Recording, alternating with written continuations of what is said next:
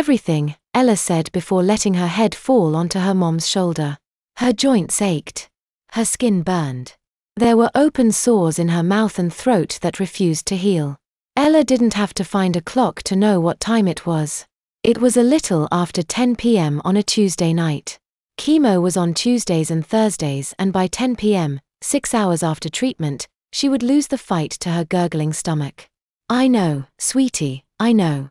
She felt her mother's arm tighten around her. "I just wish I could make it all better." Her voice was choked with sobs. No 8-year-old should have to go through this. "I'd do anything to make it all better." Ella awoke from her dream feeling dazed and confused. This was not where she had fallen asleep, she was sure of it. Instead of being pretzeled under the desk, she was stretched out on the black leather sofa in the office, covered by the sheet that had once hidden her from view. She tried to sit up, but a weight on her chest kept her pinned down. She reached a hand up and stroked the furry lump that seemed more than content to suffocate her in the name of its comfort. "He hasn't left your side all evening," a voice said, startling her. The cat had blocked her view of the other occupant on the opposite end of the couch by her feet. "Come on, Ribbit, let her sit up. You can mooch off her body heat later." The pressure was suddenly lifted off her chest, followed by an indignant "Mro." Ella sat up and scooched as far away from the couch's occupant as possible. The red-haired man merely smiled. She eyed him suspiciously.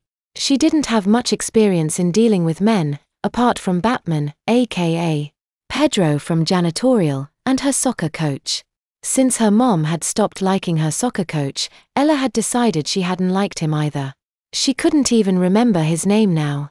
Pedro was alright though. Sometimes he snuck her a piece of candy when Rose wasn't looking from the nurse's station. Once when Ella had been really sick, Pedro had come in her room and accidentally dropped a few Jolly Ranchers in her bed. Rose had caught him and chased him out with one of her shoes while yelling, "Get your nasty man germs outta here," while hopping on one foot. They had both been laughing, so Ella knew he wasn't really in trouble. Ella had been laughing too, until she had spotted them kiss outside her room a few minutes later. She quickly realized that had not been something they had meant her to see when Rose waggled her shoe at her. She had quickly pretended to be asleep after that. "Was I surprised to find a little sleeping girl under my desk tonight?" said Charlie. Ella studied his face, but he didn't seem mad. "Reminds me of Danielle when she was little, used to fall asleep in the strangest of places." They sat in silence for a few minutes with Ella curled up in the sheet as she hugged her knees, unsure of whether she should stay or make a break for it. She thought back to the dream she was having and a stab of guilt pierced her heart. Had she really been so ready to throw away her own mother in favor of the first woman who had picked her up and hugged her? "She didn't want you. You were broken. No one wanted you. That's why you sat alone in the hospital for so long." She tried to shake the thoughts out of her head. She felt sick enough without the added stress.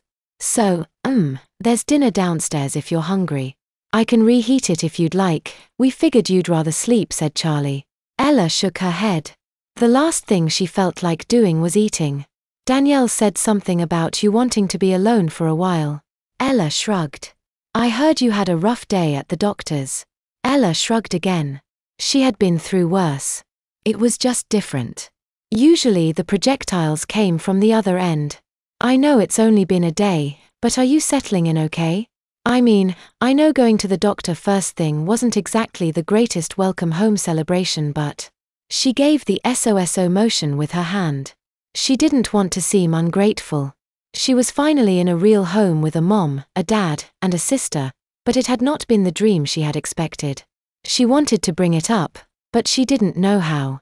Fortunately for Ella, Charlie had seemed to read her mind. "Is it the fighting?" Ella widened her eyes and nodded. She was not used to being around this much conflict. "Those two," he said, letting out an exasperated sigh. "They're best buddies one minute and at each other's throats the next. It's just extra bad right now with the, change. You're the change. It's your fault."